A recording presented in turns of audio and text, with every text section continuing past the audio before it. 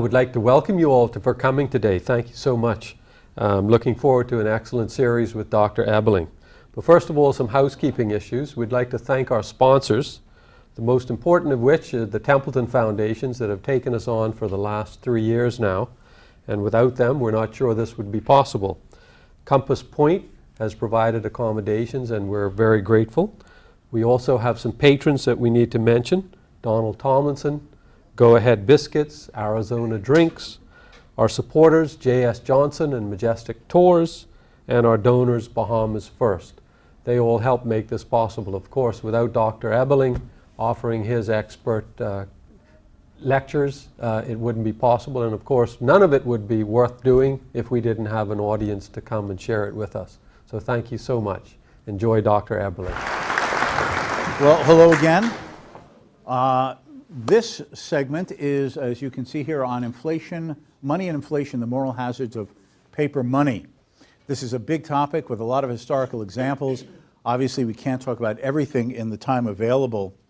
But the first thing to perhaps bring attention to is that in our world today, we take for granted that money is the creation of government, and that money is handled and controlled and supplied by government. This has not always been the case, and it need not be the case again perhaps in the future.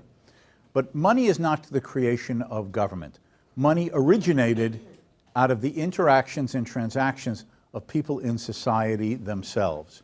We can see this in the following way of how money originated. Now, originally people would have been attempting to trade with each other by what's called barter direct exchange. A hatchet directly for a spear, an animal skin directly for some amount of food.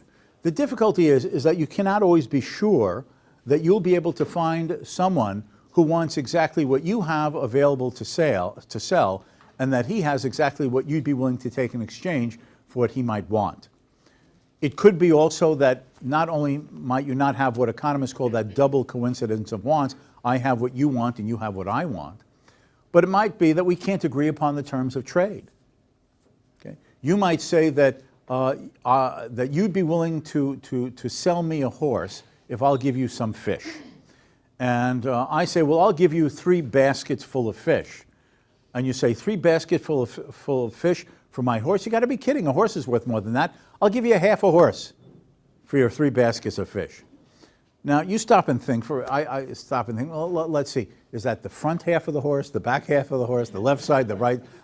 But the point is, a half a horse, unless you're into horse meat, the half a horse is not going to be the same thing you usually want a horse for, right? To ride, to pull a wagon, and so on.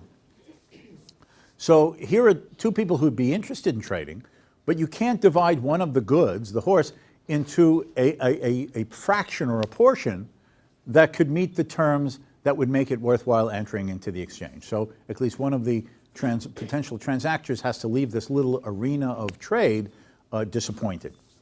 So in that setting, people began to think, are there other ways that I could get what I want if I can't do so directly through trading one good specifically for another?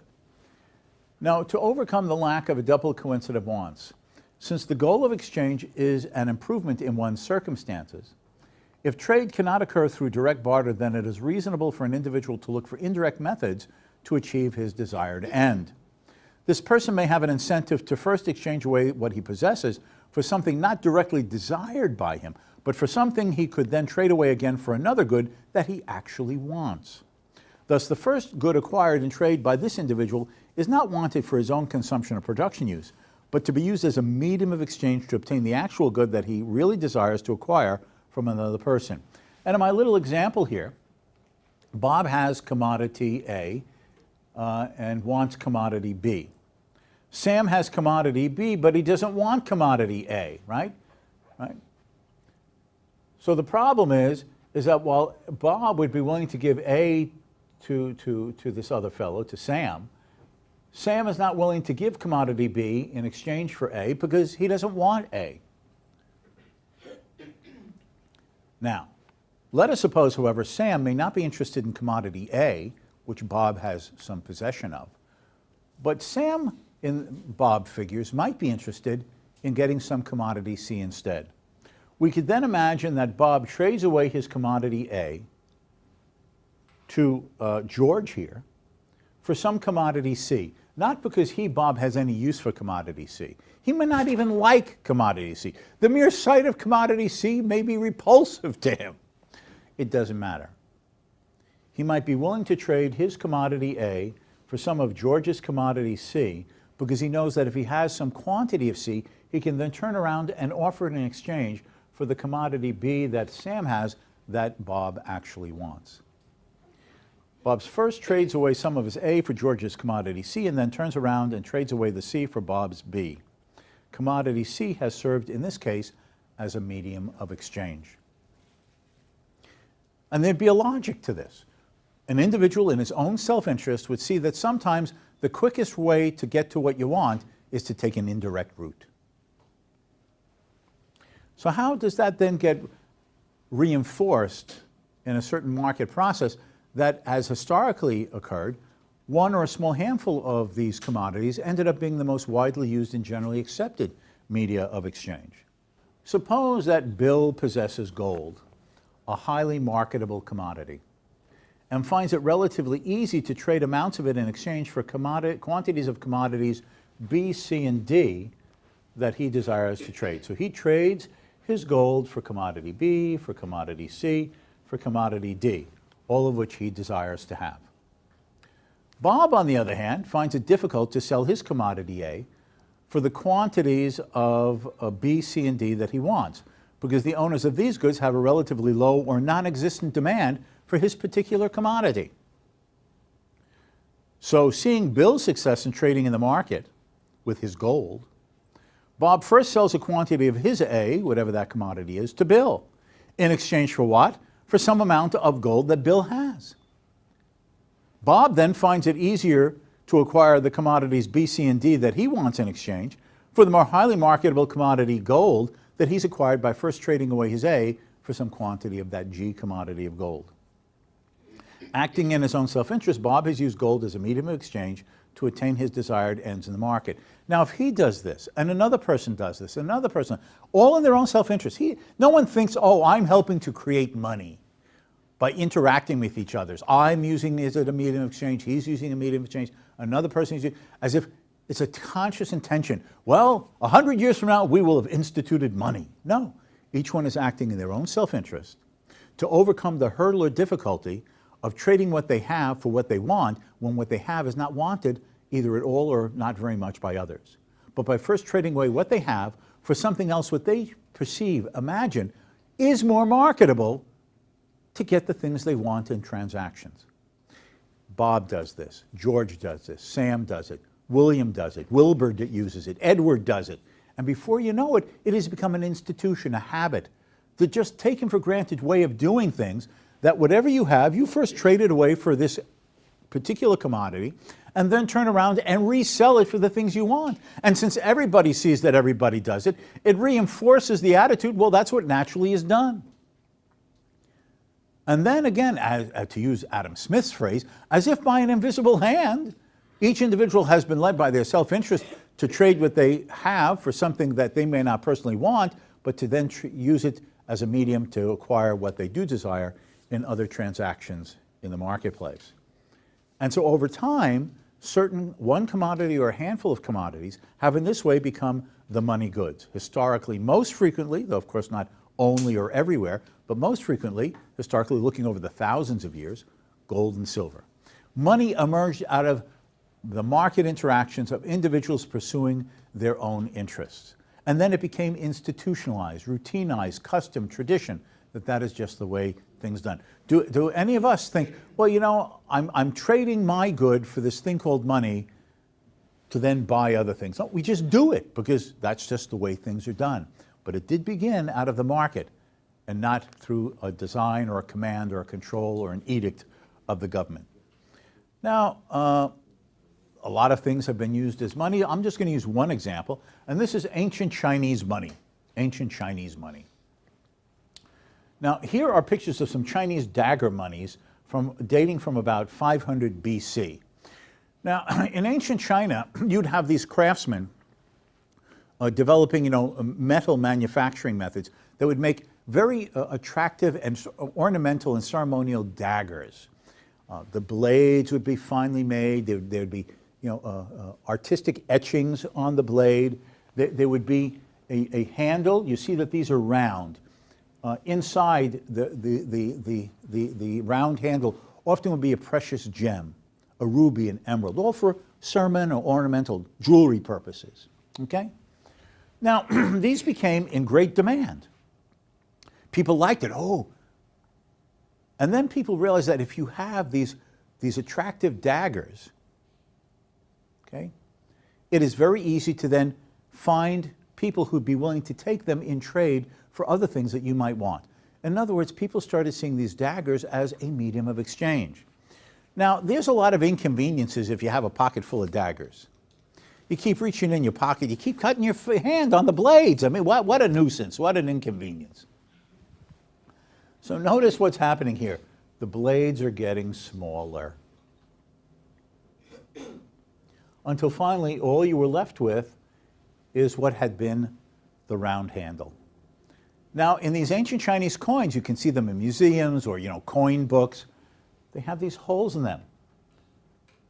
It's empty. Why? Because even as the blades got smaller, as they were no longer being used for ornamental purposes, but had taken on a new and more prominent use as a medium of exchange, to have now just what had been the round handle with the precious gem, that's very valuable. How do you make, small price transactions?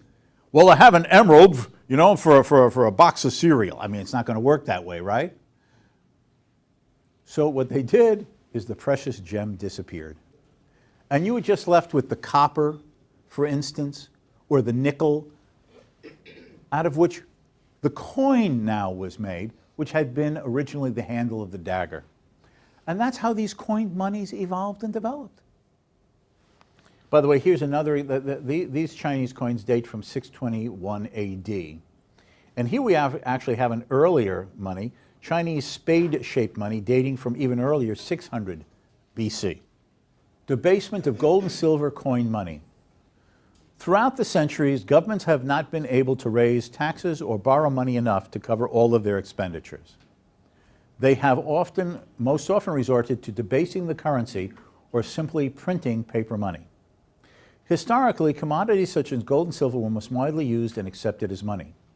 Beginning in the ancient world, an emperor or king wanting more money for his government activities would demand that his subjects turn in their gold and silver coins to the royal minter. Supposedly, the reason for the coins to be melted down and made into new coins to be returned to the owner with the same gold and silver content to assure its purity. The emperors and the kings would often have the amount of gold and silver in the coins reduced, but the stamp on the new coin would say that the gold and silver was in fact the same original amount. So you'd have this king, this prince, this ruler, who wanted money. He was afraid to keep raising taxes because eventually people might revolt. He might borrow. There were lenders of money even in the ancient world, but they might be increasingly asking higher and higher rates of interest from even the king and the prince, because the more he borrows, right, the debt is growing. How can the lender be sure that the king himself will be able to pay back in full? You have to have a high rate of interest to compensate for the risk. So what the king and prince would do is he'd say, my subjects, look at your coins. They're worn out. They're oddly shaped. You bring them all into me. I'll have the royal minter melt them down, and he's going to make you new coins, fine coins that will be stamped, an ounce of gold, an ounce of silver. And you can rely upon this because I, as the king, care about my subjects. And in fact, I care about my subjects so much to guarantee that you can trust this coin. On the other side of the coin, I'm going to have the minter put an outline of my face. Because if you can't trust the king's face, whose face can you trust? Now, of course, what the king would do is tell the royal minter, now when you melt down the coins, make my subjects their new coins. But I know you're going to stamp it like an ounce of gold, an ounce of silver. You only put 9/10 of an ounce of gold or silver in the coins. Keep the 1/10 out, even though you're going to say it's 1 ounce. And then with all the little tenths of an ounces that you've taken out and put aside, I want you to melt me new coins for me to spend. Right? That's called debasement of the currency. It says an ounce, but is really less than an ounce. In a sense, you've been given back a new coin, but you've been cheated. It's not the full value of what has been promised. Is that not a hidden form of taxation? Right? He's taken 1/10 of the coin wealth from you. In this way, the emperor or king would in fact steal part of the gold or silver wealth from his subjects and use the gold and silver removed from the old coins to make new coins for himself to spend and use. This was done, for example, by some of the ancient Roman emperors, with the result that it caused high price inflation that finally helped to destroy the economy of the Roman Empire. Now, paper money actually originated in China. The first recorded use of paper money was from around 900 AD by Chinese merchants wanting to avoid the cost and inconvenience of carrying large quantities of coined money. But then the ancient, the kings and emperors of China saw an advantage to having control of this. So it was monopolized by the imperial Chinese government in the year 1023. Now, Marco Polo, the famous Italian Venetian who traveled with his father and uncle to ancient Cathay, China in the 1200s as merchants, and Marco Polo, according to his journal, which he published when he finally returned many, many years later to Italy, that he served at the great Khan's throne. He, in fact, was married to one of the Khan's daughters. He was an agent for the Khan. When he returned, he wrote his book, and he told many things about his discoveries about fascinating things in China, such as fireworks. The Chinese invented gunpowder. Okay? Spaghetti. You think spaghetti is Italian? Marco Polo and other merchants brought spaghetti to Italy from China. Spaghetti is Chinese originally. And ice cream. Real cool. But he also tells in his journals, The Adventures of Marco Polo, about paper money. With these pieces of paper made as I have described, he, the Emperor Kublai Khan, causes all payments on his own account to be made, and he makes them to pass current, that is, to be used widely in all transactions, to pass current universally over all his kingdoms and provinces and territories, and whithersoever his power and sovereignty extends. And nobody, however important they may think himself, dares to refuse them on pain of death. And indeed, everybody takes them readily, for wheresoever a person may go throughout the great Khan's domains, he shall find these pieces of paper current, that is, used, and shall be able to transact all sales and purchases of goods by means of them, just as well as if they were coins of pure gold.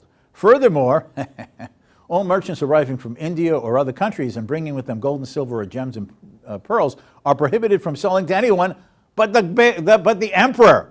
So of course you're stuck using the damn paper money, because the emperor says you can't use anything else, and if you come in the country with gold, silver, or precious gems, you got to sell to him first in exchange for the paper money, or he's going to do bad things to you. And back then, they used to have the art of doing bad things to you. They seem to get their jollies out of it. Anyway, so that is the emergence of paper money. Now, over the centuries, as first coined and then paper money of various sorts came to be used, governments found ways to abuse paper money as well. What happened in the West in general, thinking of early banking in Holland and places like Italy, is that gold and silver is inconvenient to carry around. It's heavy, it's cumbersome. You could be waylaid by robbers on the way to do business. You also can't be sure of even burying it or in your home, because robbers might break into your home. So quite often, the institution of what we now call banking emerged out of the blacksmith or the goldsmith. The blacksmith or the goldsmith would often either construct or be able to construct a safe. And particularly as a goldsmith, he would have a safe with gold and silver because he would be making jewelry. And he would start offering his services as a repository, a vault. Keep your gold and silver with me for safekeeping. So people would do that. And, well, how do you keep a record and a claim to your gold and silver that you've left him for safekeeping? Well, you get a claim check, a receipt, a note. And at any time during normal business hours for the goldsmith, you could, or the silversmith, you could go to his establishment and trade that claim, that receipt, for the gold and silver that you had deposited with him. Now the problem is that that itself is a transaction inconvenience and cost to constantly have to go to the goldsmith or silversmith to trade in the receipt to get the gold to then go to the market to buy and sell things. So instead, as the goldsmith, the silversmith became respected, trustworthy, well-known, people would in transactions say, rather than me get the gold and the silver, what if I sign over my receipt, my note to a claim to all or part of my gold and silver with him? You know Joe the silversmith, he's a reliable guy. I'll sign it over and you can collect the gold and silver. So over time, these claims, these receipts to deposited gold and silver became money substitutes, right? Money substitutes, where you would not have to yourself do it, but you just pass it on to the next person, and he had confidence that he could at any time go to that establishment and trade in that note for the gold and silver that the note represented. Think of like if you go to the theater and you have a hat or a coat, there's the coat room, right? You rather than have your coat and your hat on your lap in the theater, you check your hat and your coat, you get a claim check, and then at the end of the evening, you turn in the claim check and you get your hat and your coat back. That's what this was. Now, what happened is that governments then, it's a long story, happened in different ways in other countries, but the bottom line is that what happened is that governments saw that there was another way to get wealth.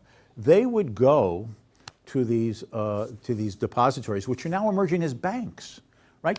This is now, he's not just a goldsmith or a silversmith, but he's a facilitator of people depositing money, wanting to borrow money.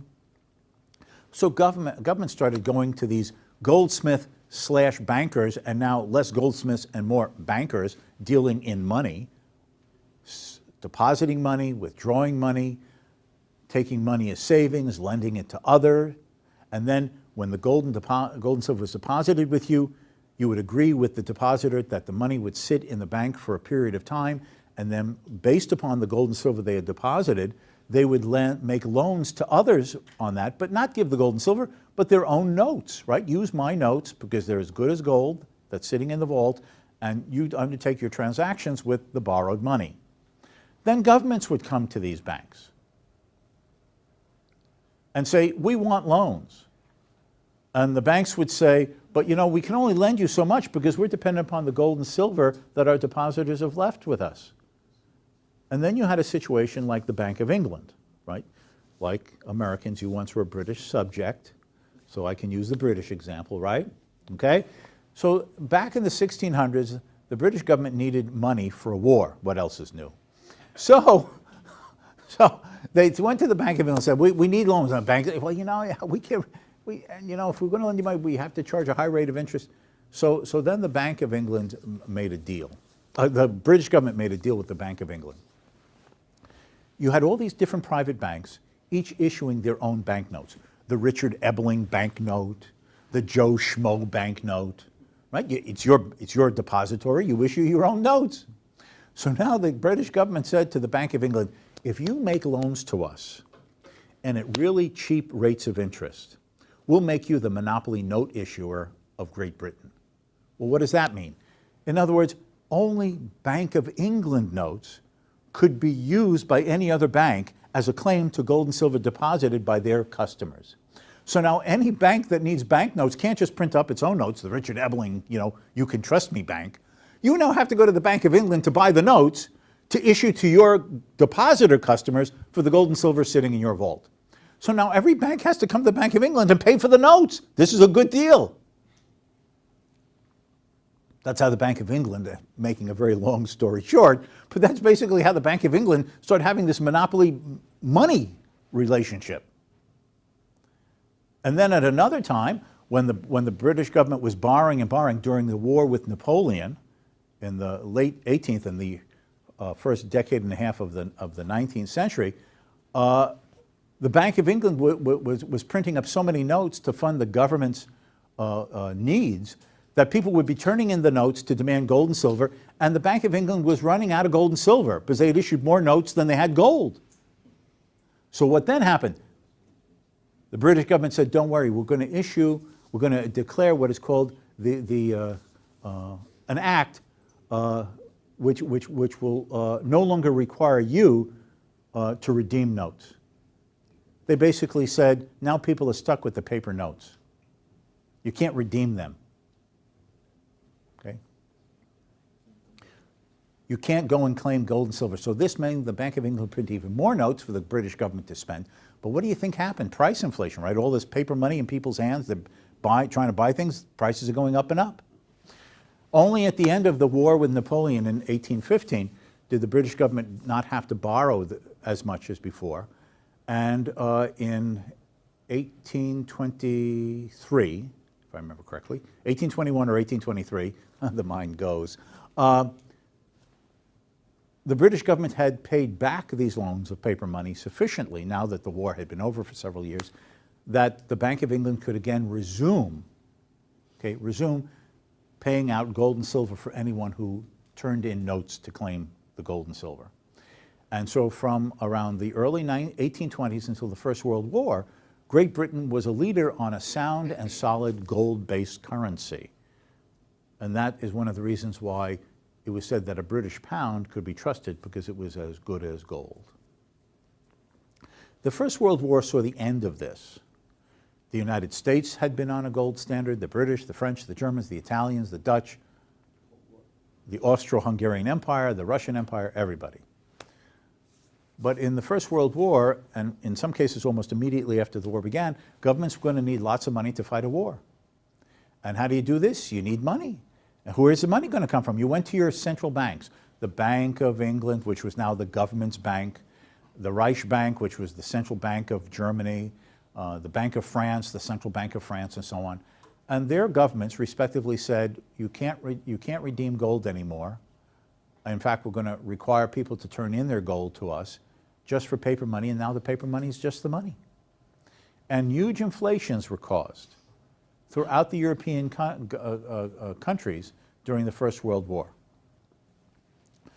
To give one example, I'm going to use Germany, because it was like the poster boy for hyperinflation in the years, not so much during, but especially after the First World War. So I'm going to give you, go through a little bit of a history here, okay?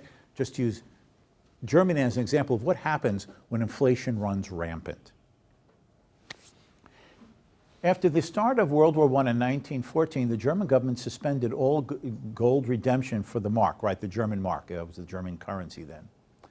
A week later, a series of laws were passed establishing the government's ability to issue war bonds that the Reich Bank, the German central bank, would be obliged to finance by printing new paper money. The government created a new set of loan banks to fund private sector as well as government and municipal government borrowing, with the money for the loans being just printed up.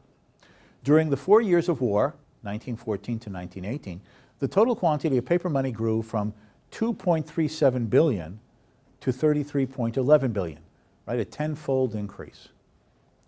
By a 30-fold increase, well, almost. By an index of wholesale prices with 1913 equal to 100, prices had increased more than 245%. What does that mean? That means that in 1900, if you had 100 German marks, here's this basket of goods that you could buy.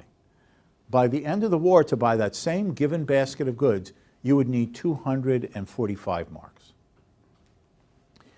In 1914, $1 traded on the foreign exchange market for 4.21 German marks. By the end of 1918, $1 could buy you 820.28 marks to that dollar. But the worst was to come in the 5 years following the war. Between 1919 and the end of 1922, the supply of paper money in Germany increased from 50.15 billion to 1.3 trillion marks.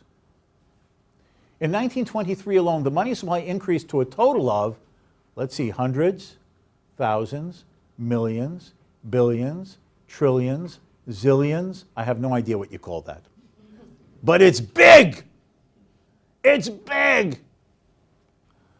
By the end of 1922, the wholesale price index had increased to 10,100. Again, the basket of goods that would have cost you 100 marks in 1913, that same given basket of goods would now cost you 10,100 marks. When the inflation finally ended in November 1923, this index had increased to 750 trillion marks. So 10 years later, the basket of goods that cost you 100 marks in 1913 would now in 1923 cost you 750 trillion marks. You better have a really big purse or wallet. The foreign exchange rate of the mark decreased to 191 marks to the dollar in 1919, and by November 1923, it would cost you 4.2 trillion marks to buy $1 US on the foreign exchange market.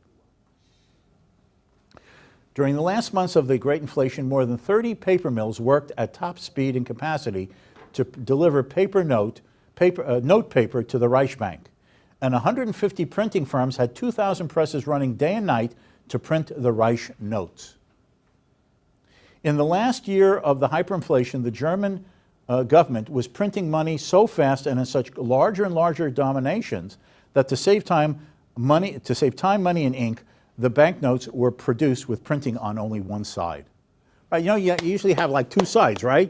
You know, some politician's or famous person's face on one side often, and then some type of like flower or bird on the other side, right? No, print. We don't have time to print the second side, so it's blank. Yes? Isn't that what is currently happening in the U.S.? No. They're printing on both sides.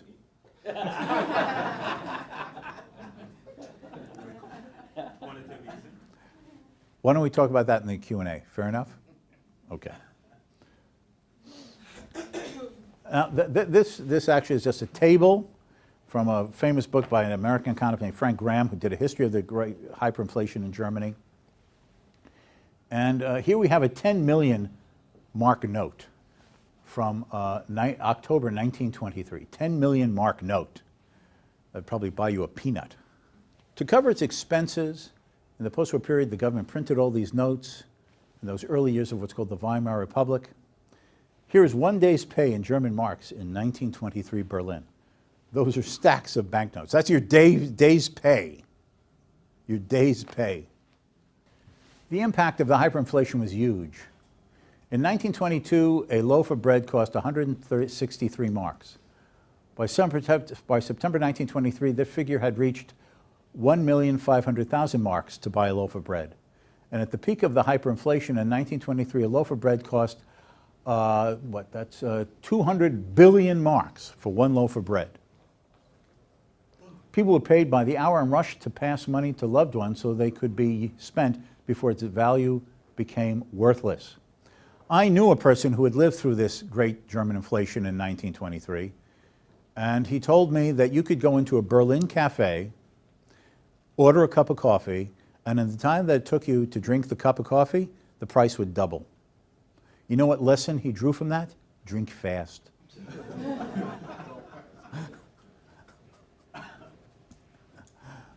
People had to shop with wheelbarrows full of money. I mean, in history books or these old, like documentary black and white films, you see people with wheelbarrows full of German marks. And there's one account of some guy, he has his wheelbarrow full loaded like this mountain of marks, and he stops by a bakery, he takes an armful, right, just to buy one loaf of bread. He comes out of the bakery, and the marks are on the sidewalk. Someone stole the wheelbarrow. The wheelbarrow was worth more than the mountain of marks. Bartering became common, exchanging something else, but not accepting money for it. Bartering had been common the last time in the Middle Ages. So we're back to the Middle Ages. Pensioners on fixed income suffered as pensions obviously became worthless. Restaurants did not print menus, as by the time food arrived, the price had gone up. The poor became even poorer, and in the winter of 1923 meant that many lived in freezing conditions, burning furniture to get some heat. The very rich suffered least because they had sufficient contacts to get food, etc. Most of the very rich were landowners and could produce food on their own estates. The group that suffered a great deal, proportional to their income, was the middle class. Their hard-earned savings disappeared overnight. They did not have the wealth or land to fall back on as the rich had, and many middle-class families had to sell family heirlooms to survive. One story that I read was about what at that time was a rather famous German novelist. He had made a good living as a writer, had put money aside. He was now in his, as the phrase goes, his twilight years, right? He's an older gentleman. And in terms of what a mark was worth at the beginning of the First World War, he had saved a very handsome pool of money to live off for the rest of his life. In this autumn of 1923, he took his entire savings out of the bank, and it bought one token for the Berlin trolley. He took a ride around his beloved Berlin, went home, put his head in the oven, and gassed himself to death. His life savings gone, worth the price of a ride on the trolley car. Here you have children playing with huge blocks of money as toys. Paper money, cheaper as wallpaper than buying wallpaper. Paper money to burn, to keep warm, throwing it into the stove, into the oven. This is the reality of it. Finally, facing a total economic collapse and mounting social disorder, the German government appointed the prominent German banker Helmar Schacht as head of the Reichsbank, the German central bank. In November 1923, he publicly declared that the inflation would be brought to an end and a new non-inflationary currency backed by gold would be issued. The printing presses were brought to a halt and the hyperinflation was stopped practically in its tracks. And what is a hyperinflation? As usually measured by economists, a hyperinflation is a situation in which prices are rising on average and in general by 50% per month, not per year, per month. In the case of Germany in that autumn of 1923, it was hundreds of percent per day. A stabilization crisis followed the inflation.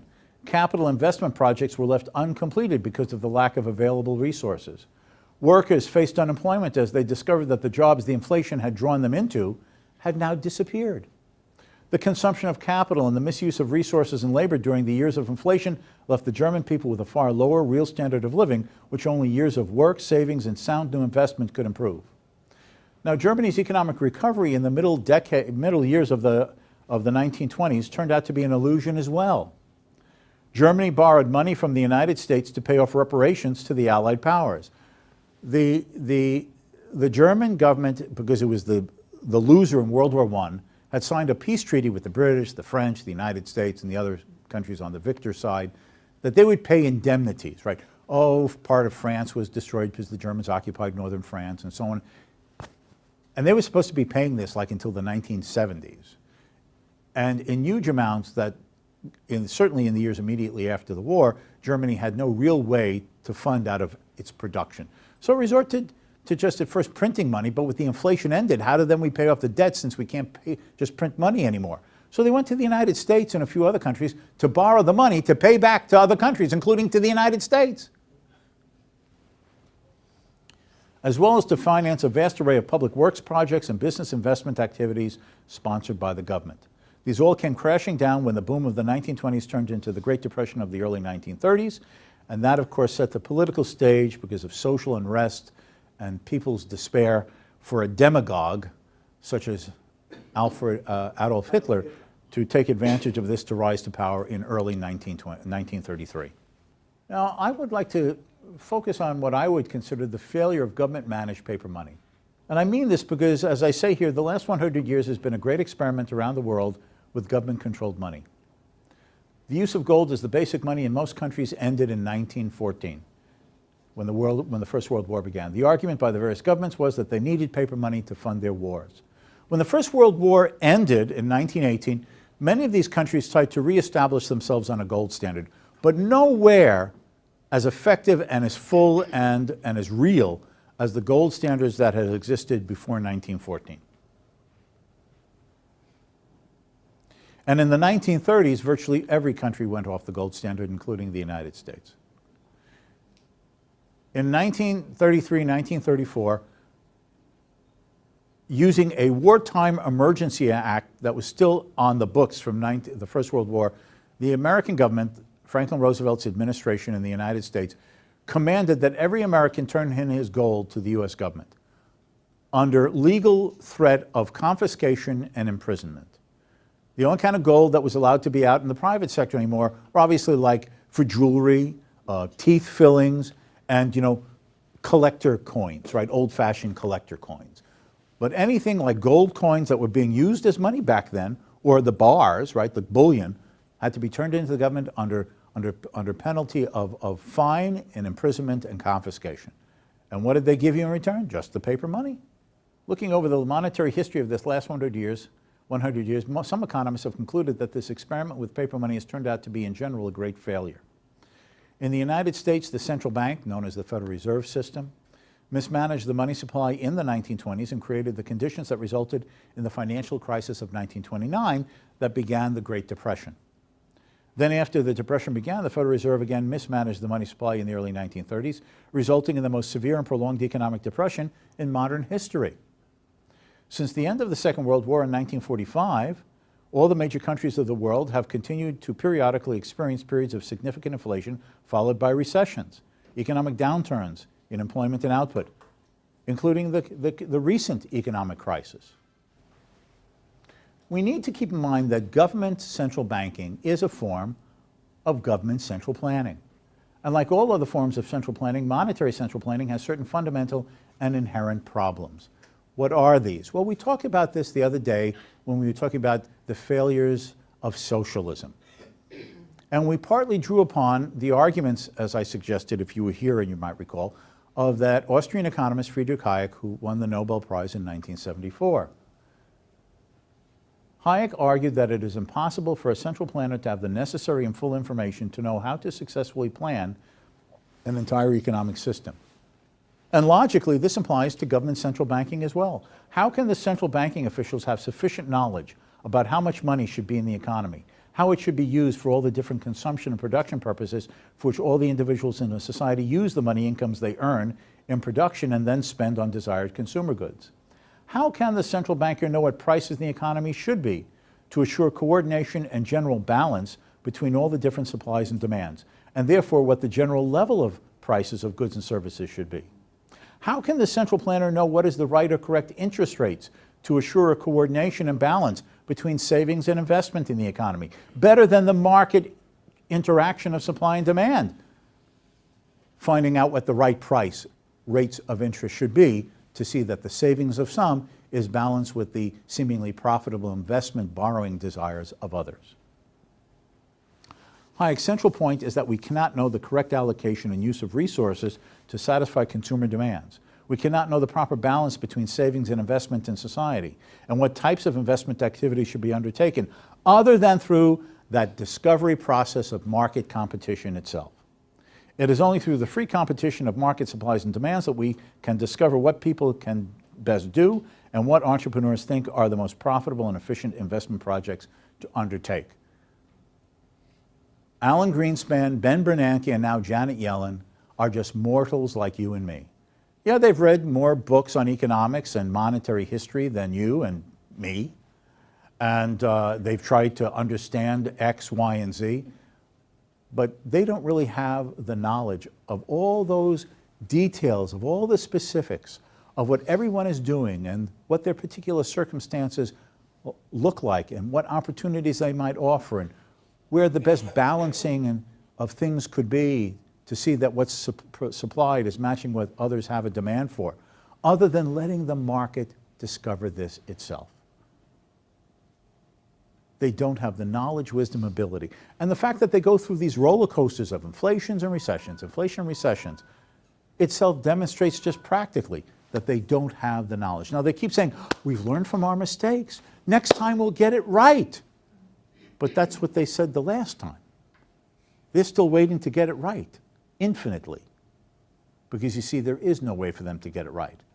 To get it right, they would have to know more than even the wisest handful of people can ever know enough about to coordinate a complex, intricate economy of the types and sizes of ours.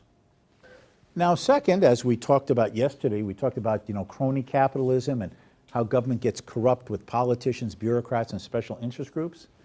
Second, as the public choice economists have emphasized, economic decisions are made by those in political power and by bureaucrats managing government departments and agencies to advance what? Their own special self-interests. Every politician behind the candy coating of what they say in their rhetoric is really saying, what's in it for me? This applies to central banking as well. Those in political leadership positions will want the central bank to manipulate interest rates and direct investment funds into those directions that serve and benefit their personal goals and that of the special interest groups that keep them in political power. Thus, investment funds will not be used and directed on the basis of consumer demands and market profitability.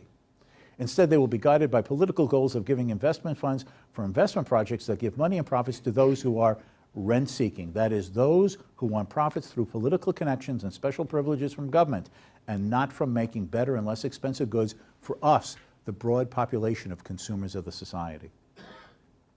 Thus, the central bank will influence commercial banks to give loans for investment projects that may offer no long-run, reasonable and sustainable profitability. As a result, the savings of people in society will be used for investment activities that may eventually fail and become worthless because either they are wrong investment in terms of what consumers want to buy, or they are too much of certain types of investments, meaning that many of these projects will have to be sold at a great loss to bring the supply finally back into a realistic balance with demand. Jobs created based upon these politically motivated investment projects will eventually be lost, creating future unemployment and economic hardship for many of us as the victims of what the politicians and the special interest groups do, including through the banking and monetary process. The investment bubbles eventually have to burst, come to an end, and this is followed by a long and difficult period of adjustment to put the economic system more or less back into a reasonable and proper balance. And that is the nature of this beast, unfortunately. Now, why should we be concerned with inflation? What is the difficulty? What does it cause? Arbitrary and unexpected increases in the supply of money by governments create a number of serious problems for the citizens of a society. First of all, they tend to bring about a general rise in the prices, right? A lot of more money in people's hands bidding up the prices of goods and services. Think of yourself being at an auction and everybody has about $100 in their pocket. What's the maximum bid that anybody in the auction can make for what's up for sale? $100. Now suppose everybody suddenly finds that they have $200 in their pocket. What's the maximum bid any one of them can make for an item? $200. You put more money in people's pockets, they have the financial wherewithal to try to bid up to buy it instead of the other guy. That's basically the essence, the simplest essence of how an inflationary process works. You increase the supply of money. It passes into people's hands, they use it to buy things, and they bid up the prices in the economy.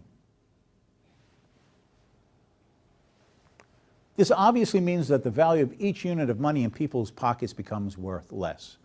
Because as prices rise, each dollar now has a lower purchasing power in terms of what it buys when you're out buying your basket of goods. This means that the real value of savings also decreases. As prices rise, what you've set aside as savings will now be buying less and less. Think of that extreme case of that poor German writer who takes an entire life saving and it's worth a token for a trolley ride.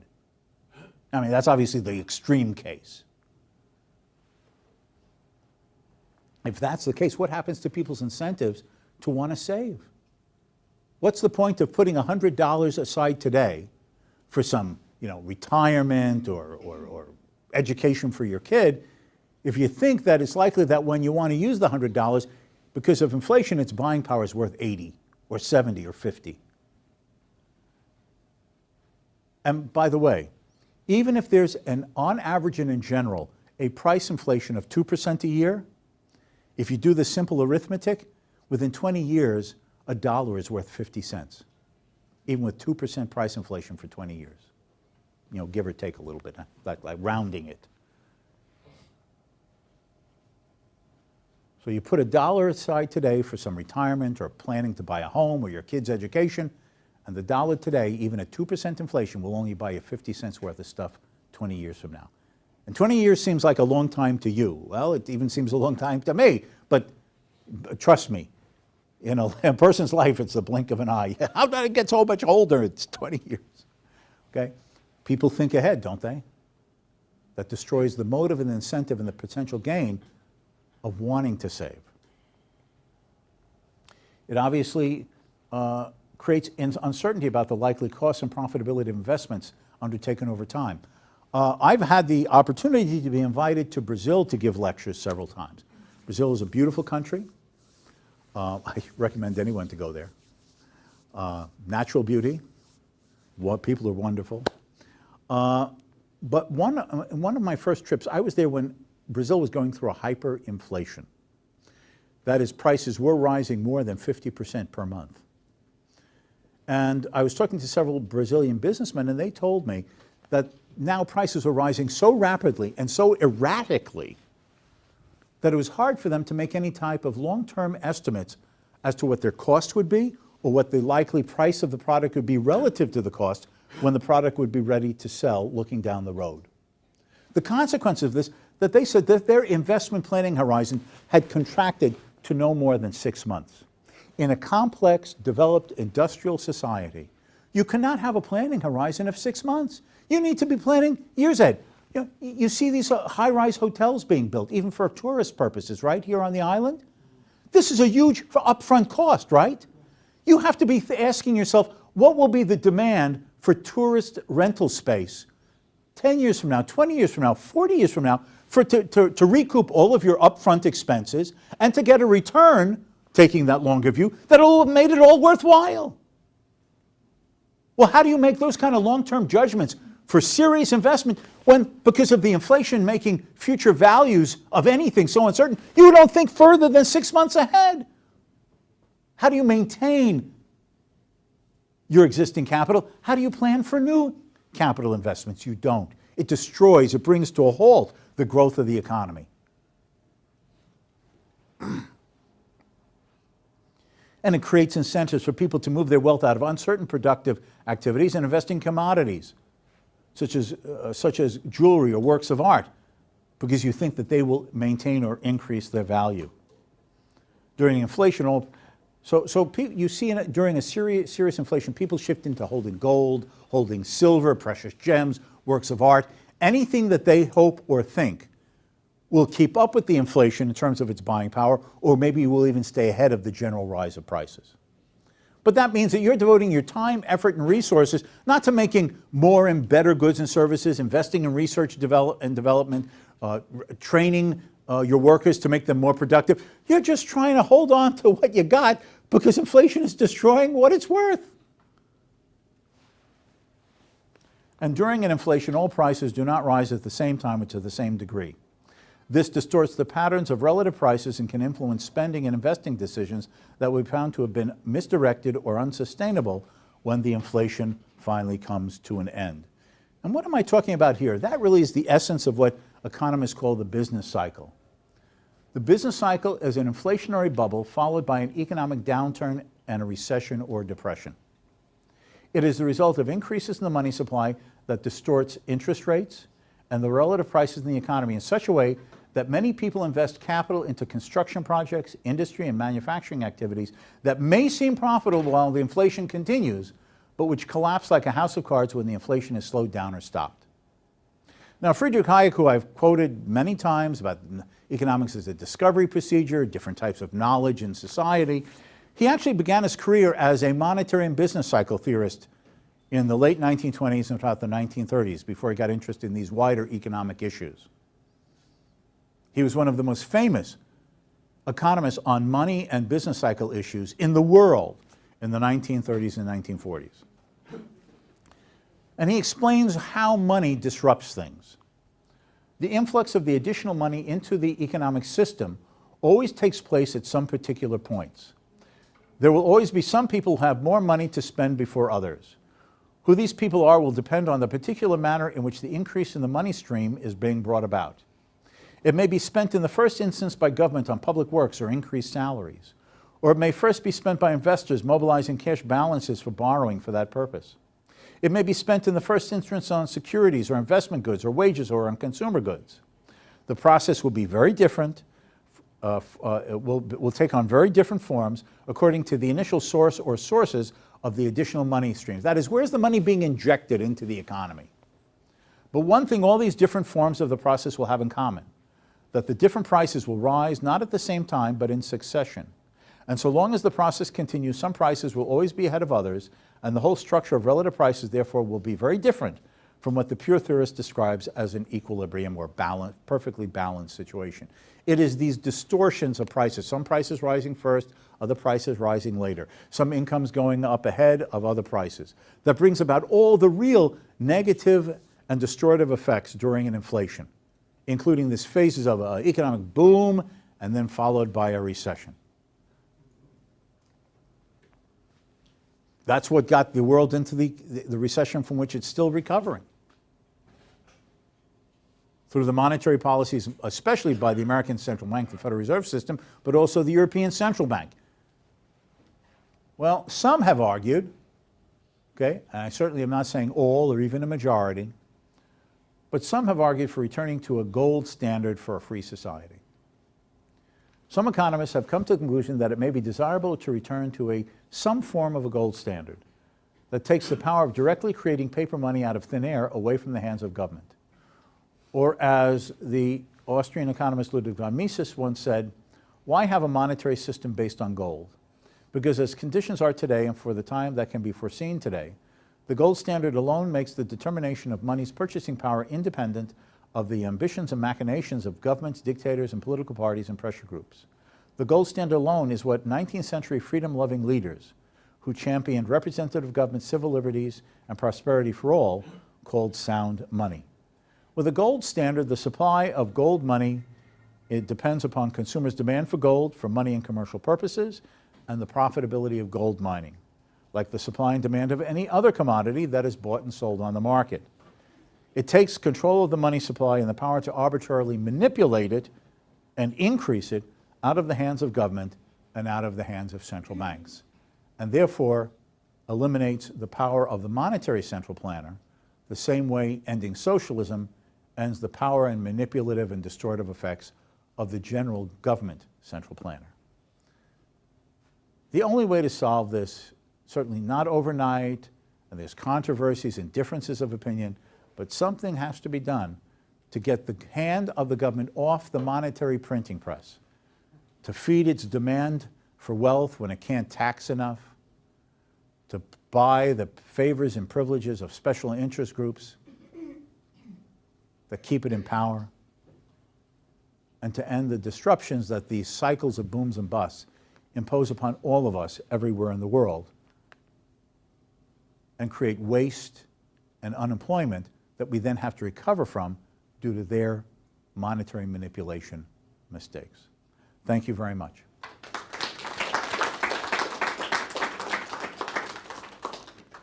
Okay, questions, answers? You were going to ask a question there, so here's your turn. You answered it in some of it, but I was just asking about quantitative easing similar to the hyperinflation in Germany. Yes, it's what the gentleman's referring to is that creating paper money to try to, quote, stimulate the economy got called by, was given a new name, a coined phrase, about 10 years ago called quantitative easing. This just means another name for trying to create money out of thin air through the banking system.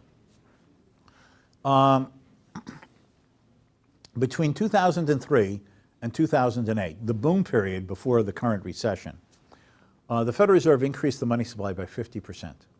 That's a lot of money in a 5-year period. But after the downturn began in 2008 through 2009, the American Central Bank, the Federal Reserve, again decided that it was going to try to prevent falling into a recession by printing money, quantitative easing. And in fact, since 2009, the Federal Reserve has injected into the banking system somewhere in the neighborhood of an additional $4 trillion. $4 trillion in about a 6-year period, 7-year period. $4 trillion, not millions, not billions, $1 trillion. Now, I must confess, okay, I must confess that I and a number of other economists, when the Federal Reserve started doing this, 2009, 2010, and so on, because of all other things held the same, you print a bunch of money, the money passes in people's hands, we're going to be facing significant price inflation. Well, the Federal Reserve has increased all this money in the neighborhood of the $4 trillion, but where has been the significant price inflation? The Federal Reserve decided to try a new little game. It prints all this money and pushes interest rates real low. Certain key interest rates in nominal or paper terms near zero. When you adjust for inflation, negative. Now, what does a negative rate of interest mean? Suppose that I lend you $100 and you agree to pay me $102 a year from now, right? That's a 2% interest rate on the $100, okay? So now it's time for you to pay me back. And I said, well, here's the due date. And you hand me $98. I'm not even getting the principal back. Well, when the Federal Reserve has lowered certain key interest rates to 0.5%, 1%, but inflation is running at 1.5%, in real terms, you're going to get back less than what you lent. That's like I lend you 100 for 102 and you give me 98 back in real buying terms. What the Federal Reserve did is that they themselves realized that creating this amount of money was running the risk that when the money percolated through the banking system into the wider economy, the prices rising could get out of control. So they decided to play this game. They said to the banks, gee, interest rates are really low. You can hardly make anything if you lend this money. Tell you what I'm going to do. That's what Ben Bernanke and then Janet Yellen said. Okay, tell you what I'm going to do. You know all this money that we've created and put in the banking system? We'll pay you a rate of interest slightly above the rate of interest you could earn by selling to Joe to keep it in the bank and not lend it. Now, central banks talk about two things: required reserves, the minimum amount of cash that has to be held in the vaults of the banks, and excess reserves, that is above that minimum amount that they can lend out to potential borrowers. If you look at the numbers and the graphs, especially in a monthly publication that's issued by the St. Louis Federal Reserve Bank, it's called Monetary Trends. You see, there's like this huge gap between the minimum cash reserves that banks have to hold and the excess reserves that haven't been lent. It's like over $3 trillion of excess reserves. That's why this money has not percolated into the economy and caused potential significant price inflation. Because the Federal Reserve is paying banks not to lend the money that the Federal Reserve has created. Now, what happens since they say they're going to allow interest rates to start rising? What now happens when market interest rates rise enough that what they can earn from lending you and me money is greater than what the Federal Reserve is offering them not to lend? Either we're faced with this big inflation, possibly, right? Possibly. That's the economist's way for ceteris paribus, all other things held equal, right? Possibly. Or they have to play that game of raising that own interest rate that they pay them not to lend the money above the very rate of interest that they're allowing to rise. And how long they can manipulate that and to what end, I have absolutely no idea. But they have created all this money. But they played this new game of paying banks not to lend the money that the Federal Reserve has created, that has prevented the price inflation effect that you would normally expect from the monetary creation cause. Oh, we have a hand for you there in the peanut gallery. Okay, yes.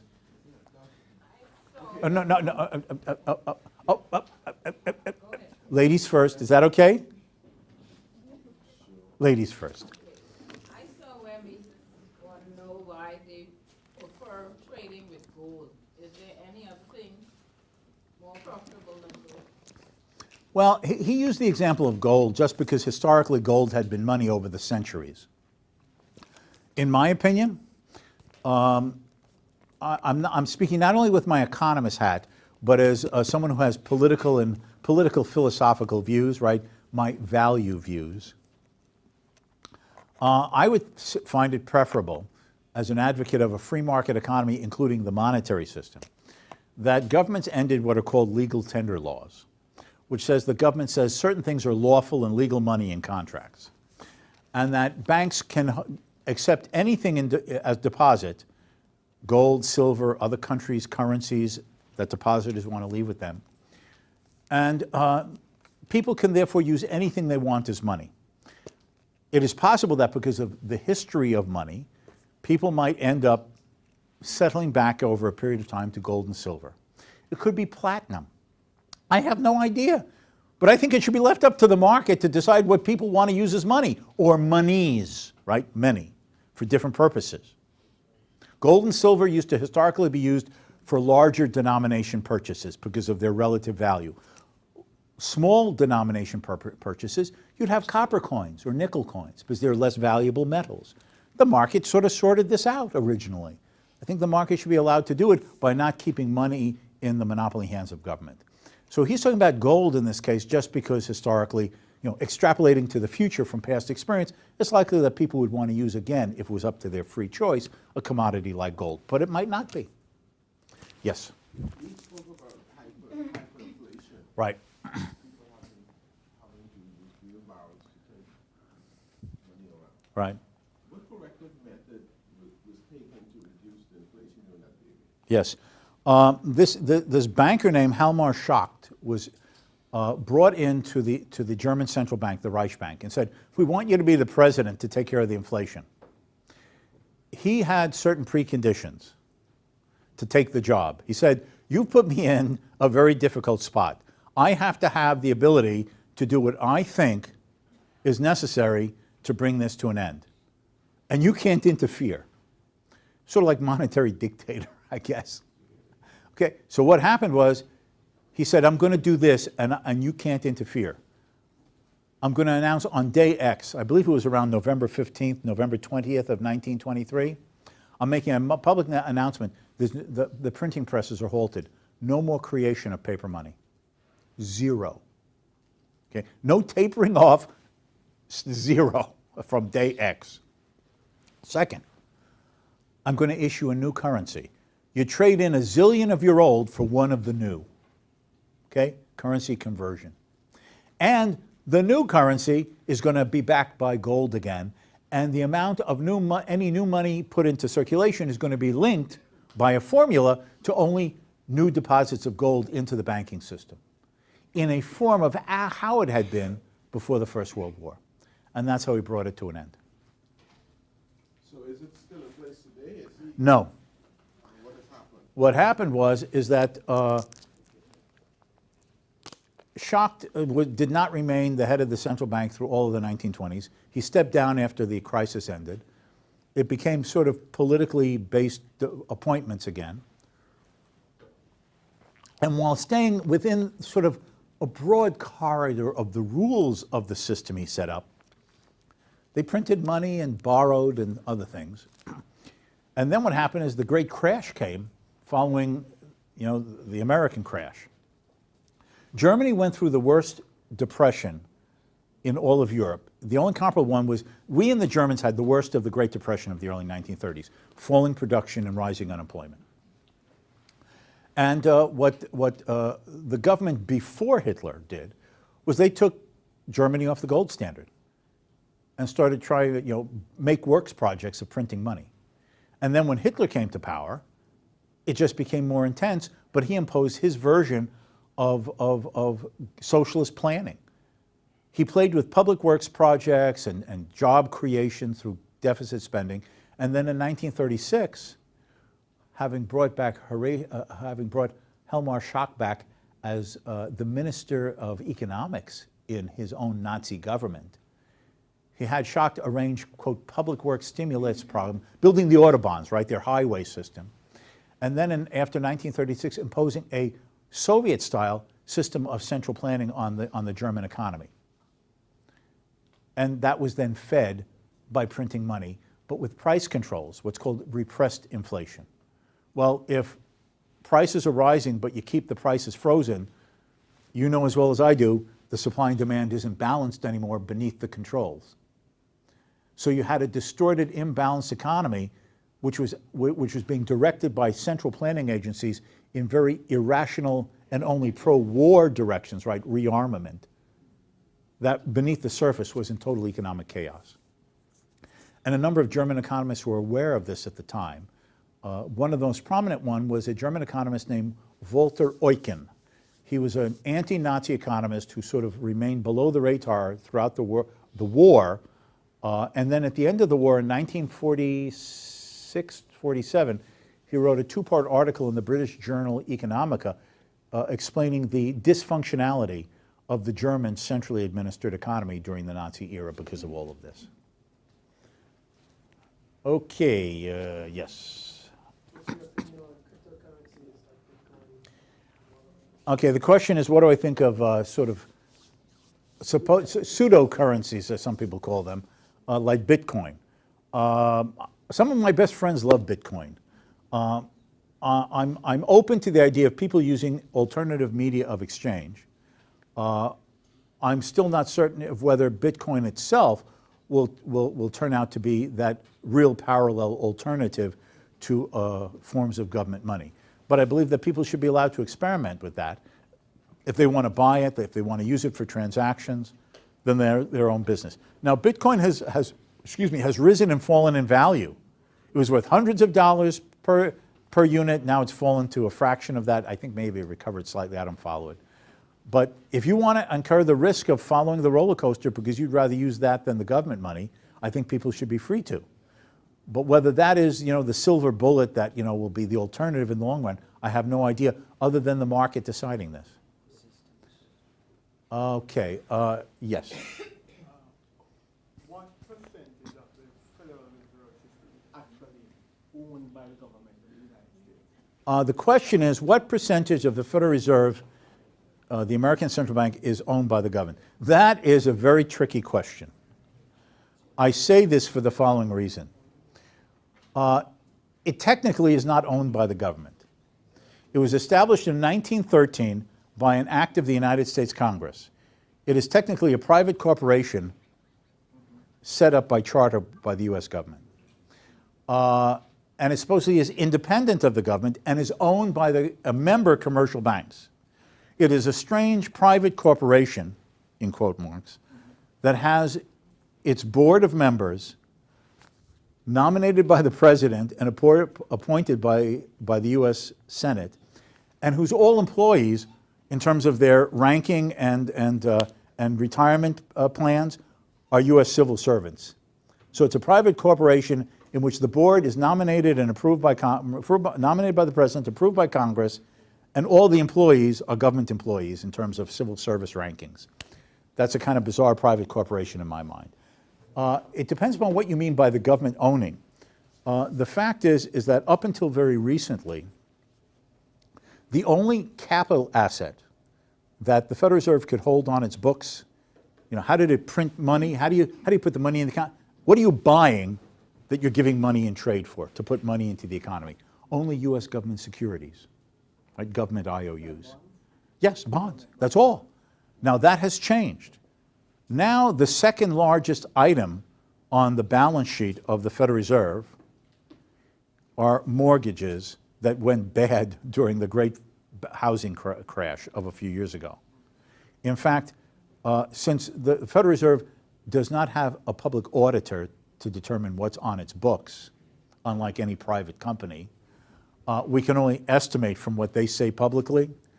But when they were buying up all these and creating part of the $4 trillion that I spoke about, it is estimated that the Federal Reserve was holding somewhere in the neighborhood of 25% of the mortgages on all the homes in the U.S. economy.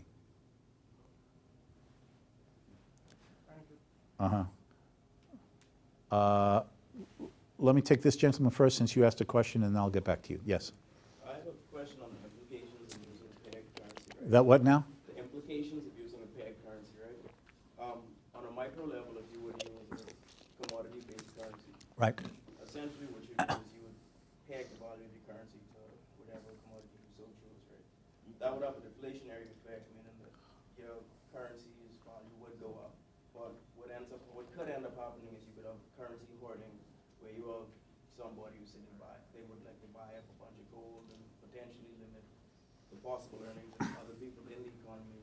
And I mean, you see sort of that, like, say, Credit Suisse in the Bahamas, we have, like, in their vault, they have gold bullion right now, and you have people siphoning their gold out of the country. So in that case, you sort of have a leakage in the value of your country's economy in that regard. And on a macro level, you actually limit the potential GDP of a country because it's tied to the commodity reserves that the country has. In the case of a country like the Bahamas, where we don't have, say, gold mines, silver mines, platinum mines, how does a country like that get around not having the commodity to peg their currency to? And on an international level, how does a country like the Bahamas, with GDP of about $8 billion, engage in trade with a country like the U.S., which is approximately $20 When we have a limited currency that's only a certain amount, how do we engage in domestic trade and international trade with a limited currency and a limited economy? Boy, it's a mouthful. I have to answer all that in 30 seconds. All of your points are interesting and important points. Let me start off with this. A country doesn't need to have gold mines to be on a gold standard. All it needs to do, like with anything else, I don't have a farm to grow food. So do I starve? How do I get food? I first participate in the manufacture of something that I can sell that enables me to buy the food. A country that does not itself have gold or silver mines, it produces something that it can produce for trading purposes to acquire the gold and silver. The same way is that the Bahamas doesn't have automobile manufacturing, I presume. How do you get your automobiles? You produce something that has market value to earn the means to import automobiles. Okay? I don't believe that you have a Bahama Airlines, correct? Yes. Okay. Are those planes made in the Bahamas? No, you buy them probably from Boeing or somebody, I don't know, but you know what I'm saying. You buy it from somebody else. How do you pay for them? By generating some income source that gives you the revenue to buy the airplanes that the airline needs. The same thing is with gold and silver. You don't have to have the mines yourself like that. So that's how everybody trades, because in a division of labor, you have to import virtually everything you consume, just as an individual. I have only one thing to sell, my mouth, right? Have mouth, will travel. I mean, that's all I do, right? In the classroom, with you. I mean, this is it. If something happens to my mouth, I'm in big trouble. And so I import everything. I sell my lecture and teaching and writing services, and with the money I earn, I import everything I consume, and which my wife wants, which is, of course, the more important one. So that doesn't affect it. Now the other point is that you had referred to the pegging of the currency to gold. All that is needed here, for example, let's take the United States. The United States has been formally off a gold standard since the 1930s. But the Federal Reserve has continued, as I was saying, not just in the most recent period, but for all these decades, printing the supply of paper and bank money. Let's suppose that it was decided to put the dollar back on a gold standard. Well, if you try to establish the ratio between number of dollars and an ounce of gold that existed, let's say in 1933 or 34, you would have to, and be able to redeem it without running out of gold, you'd have to massively contract the money supply and have a price deflation, but that's not needed. It is not needed. There's at least two ways that you could solve this problem with the same result. A, you could try to do a calculation, how many dollars are there in the world, inside the US or outside the US? Okay? And there's a lot of dollars outside the US. So that's the total sum of dollars, okay, that you now want to have linked to gold again. You take that sum of dollars and you divide it into the number of ounces of gold that are owned by the government or in commercial banks. And that becomes the new exchange ratio between gold and paper money. Or you could do it another way. You could just sort of say, from day X, we're not printing any more paper money. You know, it's US dollars. And you wait 6 months, a year, to see what the market establishes as the ratio of exchange between a dollar and an ounce of gold. And that becomes the new fixed rate. When Austria-Hungary, the old Austrian Empire, went on the gold standard in 1892, under the advice of that, among others, that Austrian economist Karl Menger, who I had that brief quote of about property rights, that's what the Austro-Hungarian government did in 1892. We're going on a gold standard, but what's the right rate of exchange, right? How many of the Austrian paper currency for an ounce of gold? And they said, let us wait 6 months after saying we're going to do this and let the market set the rate, and then we will just have that as the rate. So there's no monetary deflation. Now, the other aspect of this is that deflation, separate from that issue, is not a problem in my opinion. Between 1865 and 1900, the United States government went through a significant deflation. Prices, again, as measured by a price index, you know, on average and in general, went down by approximately 30% between 1865 and 1900. That's America's Industrial Revolution. Before the American Civil War of the 1860s, America was an agricultural country with light industry, crafts. We imported most of our industrial goods from Britain and France, but particularly Britain. That was our biggest trading partner. After the Civil War, that becomes the period of about 35 years when America has huge capital investments, mostly with borrowed capital, right? Direct foreign investment that enabled America by the end of that 3 decades or so to become so successfully industrialized that now we were leaders ahead of both the British and the Germans, who were the leaders up to that point. And we were generating enough wealth that we were able to pay off all that we had borrowed and now be making so much profit from our industrial successes to become a net lender to others around the world. Now, prices were falling from 1865 to 1900. But that wasn't depression years, that was America's industrial prosperity years. Why? Because you had industrial investment in making more goods and better goods with new technologies to lower the costs of manufacturing. And if you can make more and new goods at lower costs, you can afford to sell them for less, and if you have a little bit of entrepreneurial smarts, make a profit still. Here. This. When cell phones came out, what, about 20 years ago, 30 years ago, whenever the first cell, all they were phones and they cost a fortune. And they were the size of like a brick, right, a concrete brick. Okay, and they cost a fortune. Look at the quality, look at the mass increase in quantity, and the cost efficiencies that enable this better product to be sold in vaster quantities at lower per unit costs. So we now, in relative terms compared to when they first came on the market, this is a lot cheaper. That's price deflation for this. Think of the high definition flat screen TVs. When they came on the market about 15 years ago, the big screen TVs, $10,000. I know you have different taxes and things here, but in the US, you go into like any store where they sell these, you buy a big flat screen TV for at the most $1,500, often less than $1,000. DVD players were on the market for close to $1,000. You now go into most stores and you can buy a really superb quality DVD player for less than $50. Why is this to happen? That's all through productivity increases. So there can be a good deflation. Think of the entire economy operating like that. So I don't think you need to be worried per se about falling prices, if the falling prices are due to improvements in the economy like I've explained. Okay, I'm getting the signal that we have to end this session. Thank you very much.